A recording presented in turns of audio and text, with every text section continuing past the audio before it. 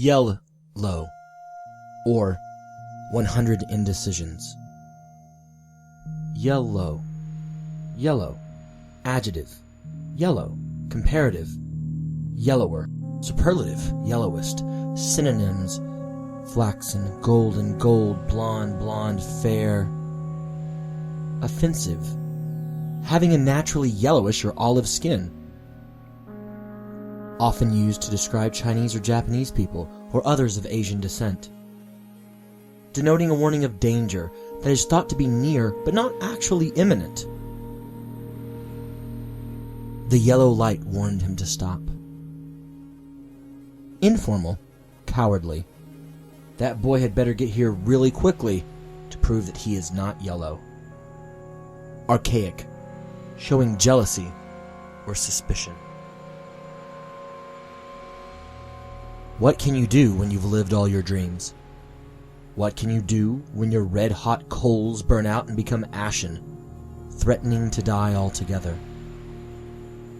What happens when all the lists of all the poetry of your soul have begun to yellow and are no longer viable?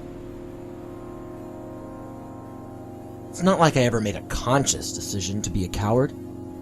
My transformation came slowly, over time at such a creeping pace that, like an aging man's hairline or an aging woman's waistline, I did not take notice until one day I was metaphorically bald and metaphorically fat. In truth, both of those distinguishers are now literally true as well, further diminishing my dying inner fire. One day, I was sleeping on the floors of strangers' homes in the heart of France. The next, I was too scared to leave the zip code for fear of getting too behind at work or on the household chores. One week, I was leaving for weeks at a time because I had a glimmer of a hope of carving out 20 minutes on stage somewhere to hone my stand-up comedy or rattle out some folksy tunes on my mandolin. The next, I just didn't feel that those pursuits were worthy of the time, the effort, the risks needing to be taken. One year, I was the most beautiful of men, the envy of other would-be male suitors, and the heart's desire of the women who met me. The next, I was quiet, subdued, and far from any woman's daydream. How? How did this come to be? The answer is, of course, as with all things in life, an utterly convoluted and complex one. Answers, really, as there is no singular stumbling block that has sent me falling so very hard and so very far from who I was. No, who I am, who I still somehow, somewhere remain.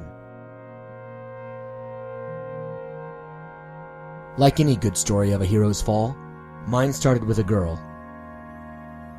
A succession of girls, actually. It's a litany of cliches when I write it all out.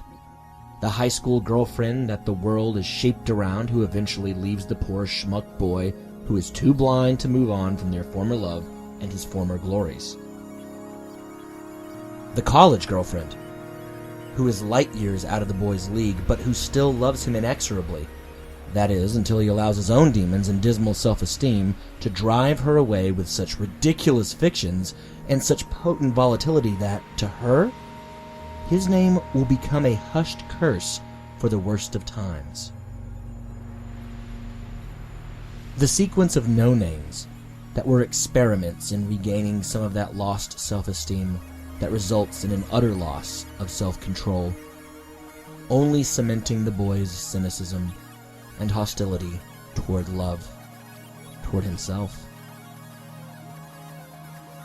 The older dreamer that adores the boy, but the boy can't drag himself out of those dark places to bring himself to love her back.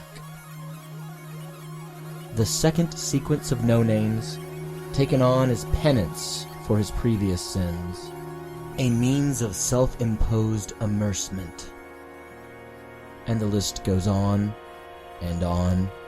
and on and on. Those wasted years find me in an awkward place. Time has had its way with me, and I can no longer continue down that dark but sumptuous carnal oscillation between redemption and damnation. No, now I am outside of that, which has prompted an epiphany of sorts.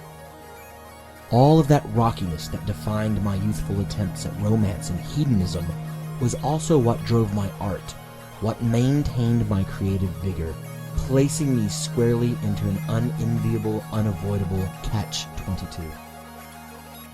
So, here I sit reading the genius of others as my own wanes, utterly unable to disturb the universe, eat a peach, or sing my own songs by the ocean's shore, paralyzed in inaction and my own menacing diffidence, and an overabundance of coffee spoons.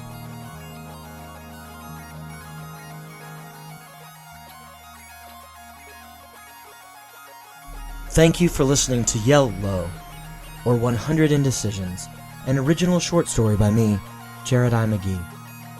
The backing track for this story was taken from the Free Music Archive at freemusicarchive.org, an amazing community of artists that set out to help one another through the sharing of their art. The title of the track is The Cave by Visnet, and is being used under an Attribution Non-Commercial No Derivatives 4.0 International License. A sincere thank you to Visnet for sharing their work with the world, and to the Free Music Archive for their contribution. Please stay tuned for our final story this week from Prose, and that's going to be Chapter 3, The Ending of The Boy in the Well by Nicholas B. Morris.